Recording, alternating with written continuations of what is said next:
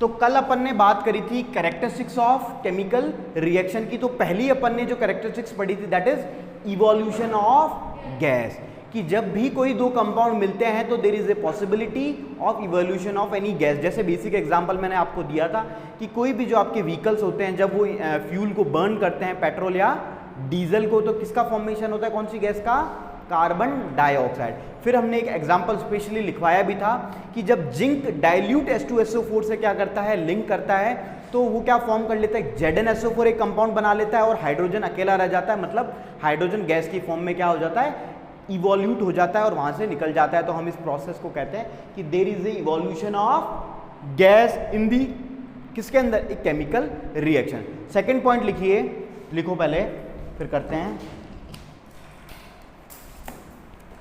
Second point है ना, जैसे पहला पॉइंट हुआ था फिर इसके अंदर मतलब सब हेडिंग है एक तरीके से। सेकेंड लिखिए आपका होगा, हाँ चेंज इन कलर।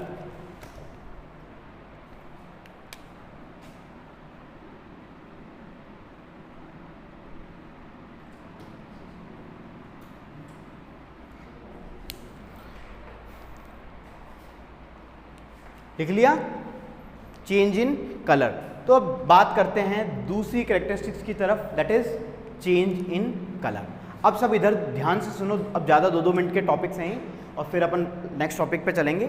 अब देखो, जब भी कोई केमिकल रिएक्शन होती है, मतलब formation of a new product, तो आप लोगों ने सबने लैब के अंदर, आप लोगों ने कभी लैब एक्सेस करी है स्कूल में, 9th में 8th में, 9th में तो हुई नहीं, खुली नहीं स्कूल, और 8th में कभी लैब में गए हो, कोई लैब में, केमिस्ट्री लैब में आप लोगों के स्कूल में नहीं लेके गए, GR में किसी बैच में लेके गए, किसी में नहीं लेके गए, ऐसा होता है क्या? हाँ आप गए थे। तो आप लोगों ने एक कंपाउंड होता है, वैसे वो स्पेशली 9th या 10th में बताते हैं, है ना। अब आप लोगों ने लैब एक्सेस नहीं करी तो this is the disadvantage of online education. क्या होता है, तो एक कंपाउंड होता है, केमिकल होता है जिसका नाम होता है पोटाशियम परमैंगनेट। क्या नाम होता है? Potassium permanganate. ये आपके जो आप होली में कलर खेलते हो ना, वो लाल लाल कलर का होता है, पर्पल कलर का, मतलब जो आपका पर्पल कलर है, बैग, ये बैग कलर का जो पर्पल कलर होता है ना, वैसा। इसमें जो आपको कलर दिख रहा है ना, इसमें जो साइड में पिंकिश, तो पिंक कलर का आपका होता है पोटाशियम परमैंगनेट, ओरिजिनल, है ना। कैसे कलर का होता है? अब क्या होता है, इसका ओरिजिनल कलर कैसा है, कैसा कलर है इसका original?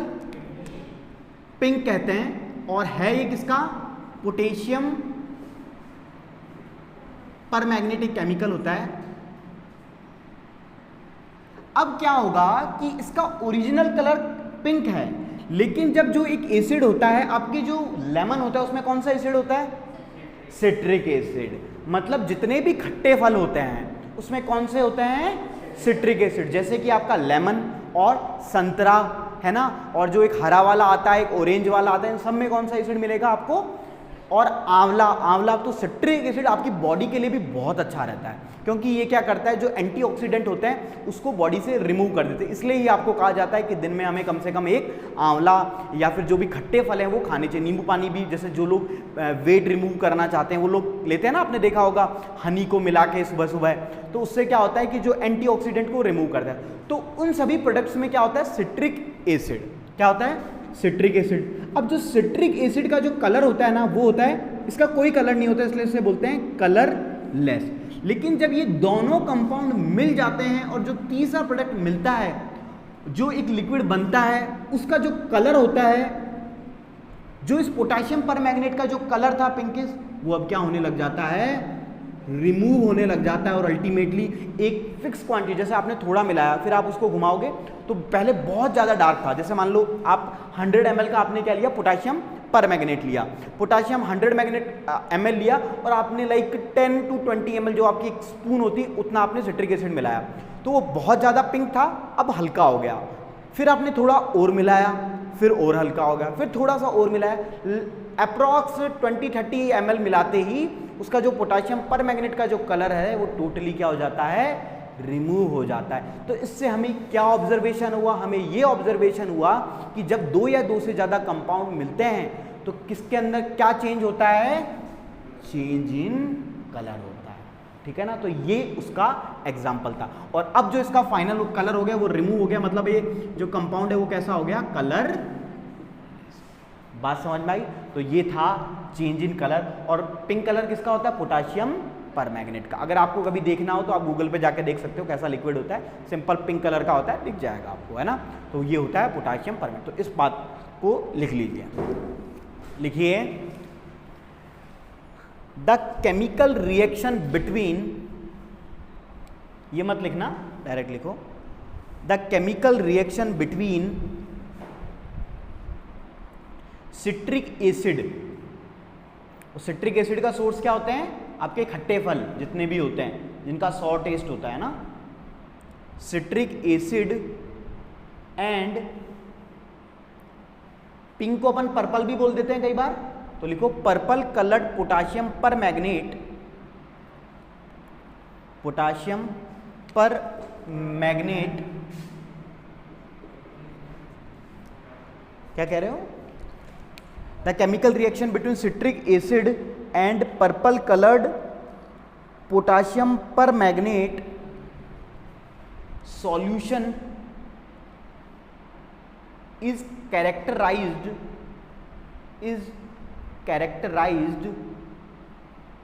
by a change in color from, कैसे, कौन सा कलर से कौन से में हुआ, पर्पल टू कलर है, by a change in colour from purple to colourless, full stop. Characterised by a change in colour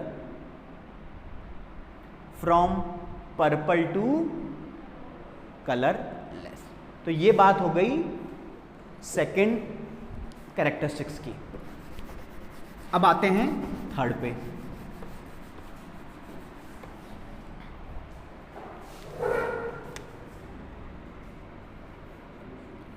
change in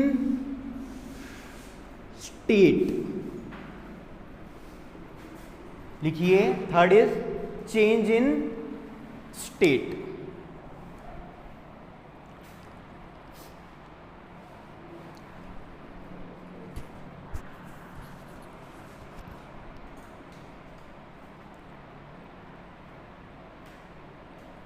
लिख लिया। अब इधर ध्यान से सुनिए, बात होती है स्टेट की, लिख लिया आदित्य। अब देखो बात हो रही है state. What is state, solid, liquid and gas. आप लोगों ने 9th का पहला चैप्टर था मैटर। कोई भी आपको अपने आसपास में कोई भी थिंग दिखती है, चाहे लिविंग थिंग हो चाहे नॉन लिविंग थिंग हो, उसे हमने नाम दिया था 9th क्लास में मैटर। ये तो आपने पढ़ा था। तो there are 3 types of matter, solid, liquid and gas. लेकिन आपको पता है 99.99% मैटर 3 स्टेट में होते हैं, सॉलिड, लिक्विड एंड गैस। लेकिन 2 मैटर की स्टेट और थी, कौन सी थी, किसी को याद है?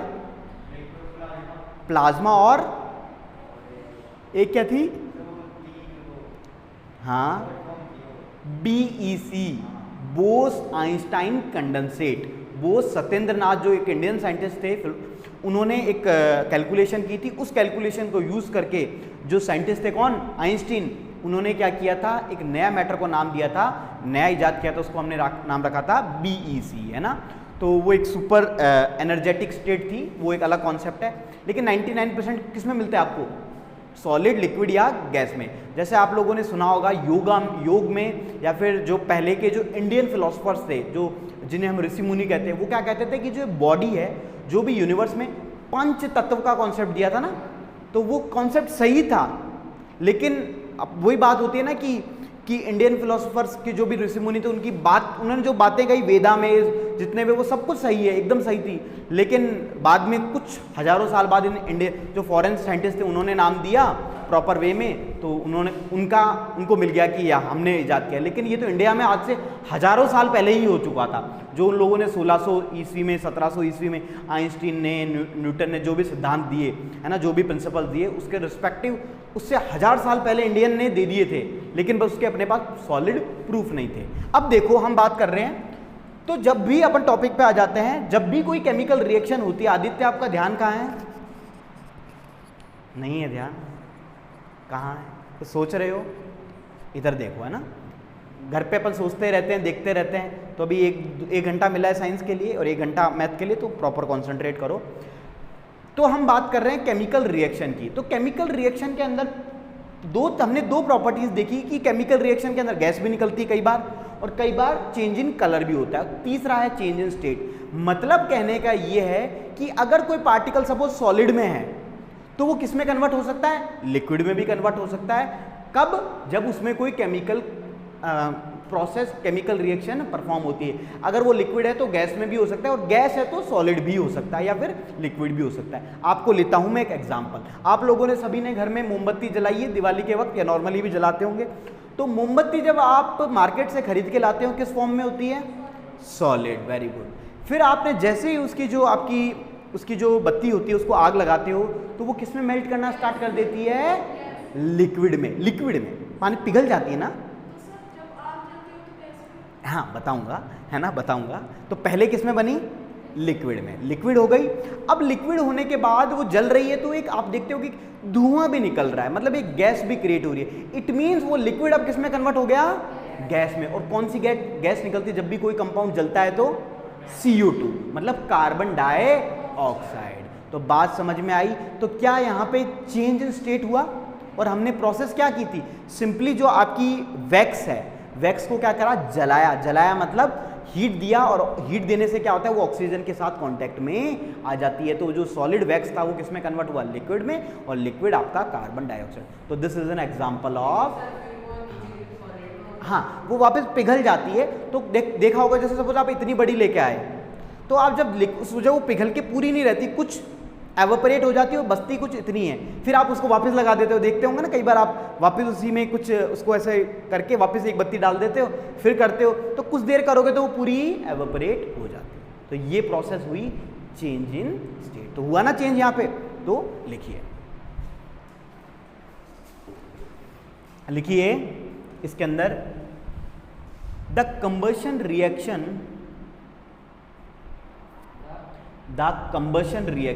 कंबशन का मतलब क्या होता है? किसी भी चीज को जलाना, है ना, इग्नाइट करना। The combustion reaction,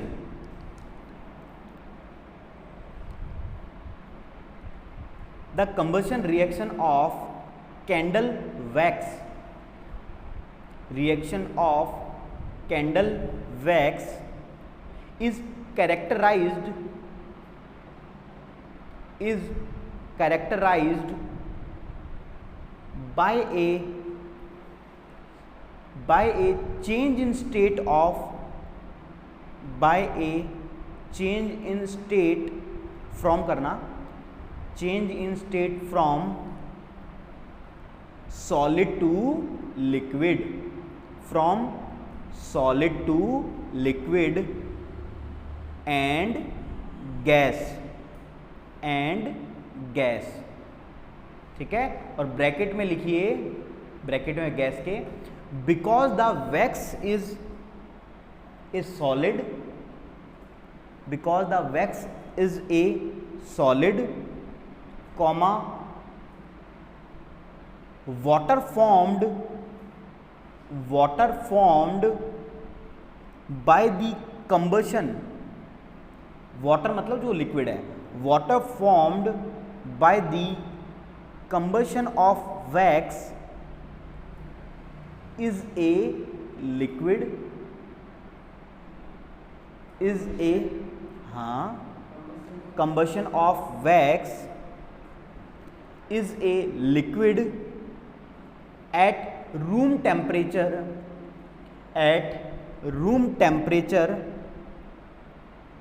whereas CO2 produced by the combustion of wax is a gas, bracket close, wax is a gas, bracket close. Combustion of wax is a gas.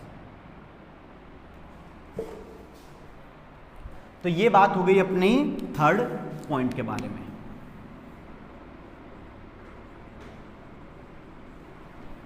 अब आते हैं अगले पॉइंट के बारे में, चेंज इन टेम्परेचर। ठीक है ना, नेक्स्ट लिखिए चेंज इन टेम्परेचर।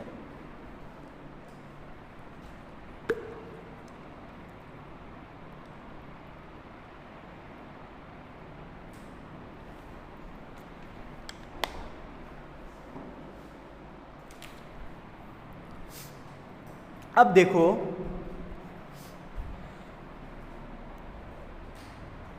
लिख लिया। अब देखिए हम बात कर रहे हैं, तो अपन ने कुछ पार्ट पढ़े, अब बात करते हैं चेंज इन टेम्परेचर। क्या कहना चाह रहा है कि जब भी कोई केमिकल रिएक्शन क्या होती है, परफॉर्म होती है, इन्वॉल्व होती है, तो हम एक चीज और को और ऑब्जर्व करते हैं, दैट इज जो टेम्परेचर है पहले और मिलने के बाद में दो कंपाउंड्स का वो क्या हो जाता है, चेंज हो जाता है, जिसे हमने नाम दिया चेंज इन टेम्परेचर। बात समझ में आई? तो अब इसका एग्जाम्पल लेते हैं। क्या हो रहा है? अब देखो इसका मैं एग्जाम्पल लेता हूं। आप लोगों ने सभी ने चूना सुना है? चूना आपके गांवों में एक सफेदी करते हैं गांव वगैरह में, तो वहां पे ना ये बिल्ला पुट्टी वगैरह नहीं चलती है, लोग वो सस्ता पड़ता है। पहले क्या आपने देखा भी होगा, चूना करते थे।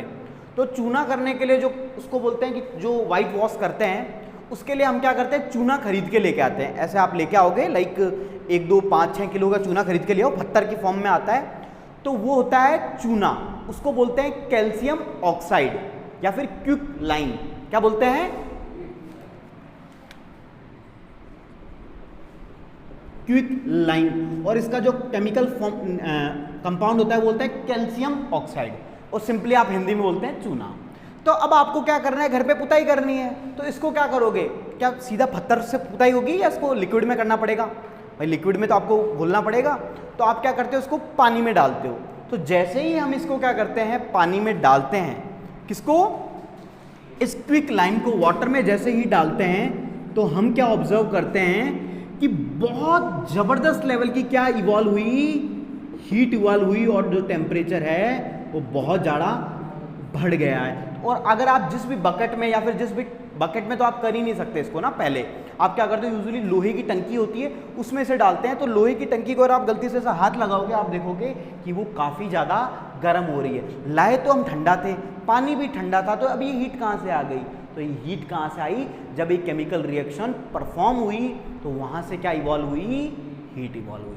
तो क्या हम कह सकते हैं, there is a change in temperature. ठीक है ना। और जब क्विक लाइम वाटर के साथ मिलता है, ये भी रिएक्शन हम पढ़ेंगे भी आगे चल के, तो वो प्रोड्यूस करता है स्लेक्ड लाइम। क्या प्रोड्यूस करता है? Slaked lime. और उसका फॉर्मूला होता है CaOH2, कैल्शियम हाइड्रोक्साइड इसका केमिकल नेम भी है। बात समझ में आई? तो ये भी बात करेंगे कैसे क्या क्या आएगा, लेकिन अभी के लिए आप ध्यान रखो कि हमने जो चूना पत्थर है, मतलब सिंपल चूना है, उसको किससे मिलाया, पानी से मिलाया, तो उसने क्या फॉर्म किया, इसी को आप पुताई करते हो। इसमें आप थोड़ा बहुत फेविकॉल भी मिला लेते हो, सिंपल आप पुताई कर लेते हो ताकि चिपके ना। फिर आप देखते होंगे आपके स्कूलों में, अब आजकल तो नहीं, हमारे स्कूल में बड़ा, केंद्रीय विद्यालय में सेंट्रल गवर्नमेंट स्कूल्स थी, सेंट्रल गवर्नमेंट, तो पहले वो चूना पत्थर ही करते थे।